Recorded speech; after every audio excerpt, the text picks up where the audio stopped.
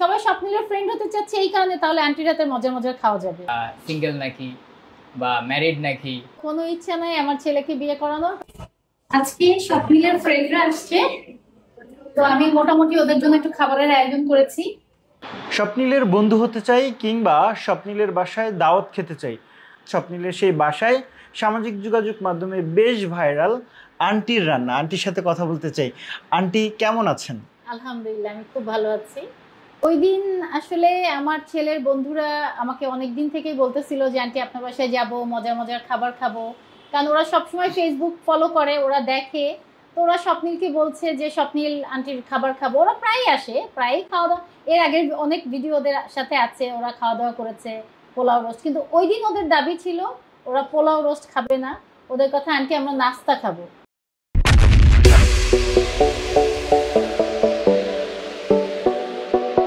আপনার হাতে বিভিন্ন রকমের নাস্তা খাবো, এবং ওদের পছন্দের কিছু জিনিস ছিল। তার মধ্যে ছিল হানি চিকেনটা, যেটা ওদের খুবই পছন্দের, আমার হাতের কেকটা, মানে এই টাইপের জিনিসগুলো, চাউমিনটা ওদের খুব পছন্দের। তো আমি মোটামুটি সবার পছন্দটা মাথায় রেখে আসলে খাবারের আয়োজনটা করেছিলাম। কারণ আমি তো আসলে সবসময় এইভাবে আয়োজন করে খাওয়াই, এবং আমি সবসময় রিলস দিচ্ছি, ভিডিও বানাচ্ছি, যে এতভাবে মানে এত বেশি পরিমাণে ভাইরাল হবে এটা আমি আশা করি নাই। আর এই যে আমার পাশে আমার নাতনি আছে, ওর একটা ভিডিও কিন্তু আমার 7.2 মিলিয়ন গিয়েছিল।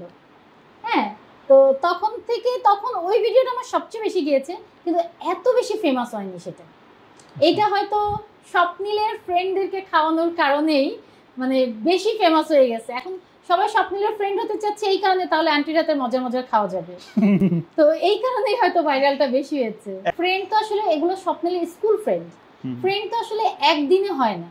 হাই হ্যালো সবার সাথে হয়, ওরকম ফ্রেন্ডশিপ সবার সাথেই হতে পারে।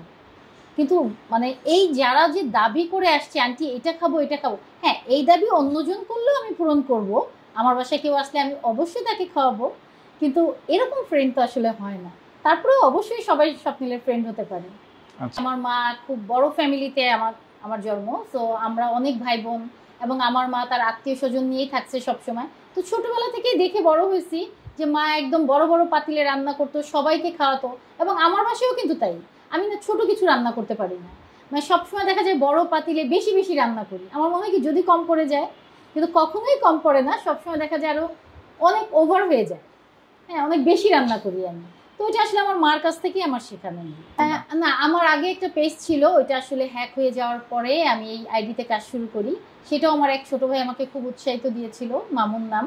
তো ও বলেছিল আপু আপনি আইডিতে কাজ করেন, আপনার আইডিটা ফ্রেশ আছে। তো করার পর থেকেই মোটামুটি ভিডিও দেওয়া শুরু করি আমি, সেম কাজগুলাই, মানে আগে ওই পেজে যা দিতাম সেটাই করা শুরু করলাম।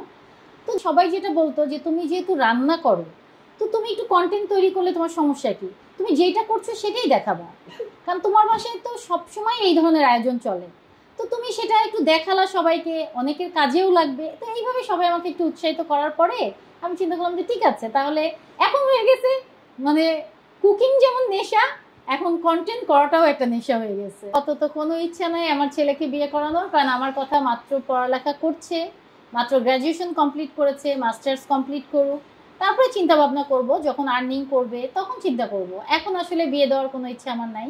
ইয়াং জেনারেশন মেয়েদের বলা চলে যে আমি বলবো যে ওরা একটু দুষ্টামি ছলে এটা আসলে করছে, আর কিছু না। ওরা যে খুব সিরিয়াসলি এটা বলছে এটাও কিন্তু আমার কাছে মনে হয় না। না না, আমি কাউকে হতাশ করছি না।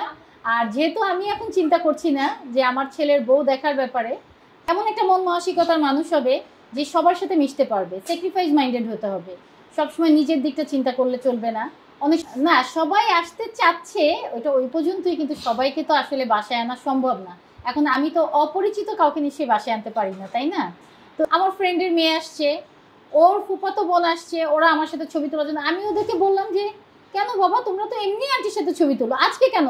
বলে আন্টি ইউনিভার্সিটিতে দেখাবো যে আপনার সাথে আমার রিসেন্ট ছবি। স্বপ্নিলকে একটু দেখতে চাই। আপনি একটু আসুন। আমি সেই স্বপ্নিল যার বন্ধু সবাই হতে চাচ্ছে ইদানিং।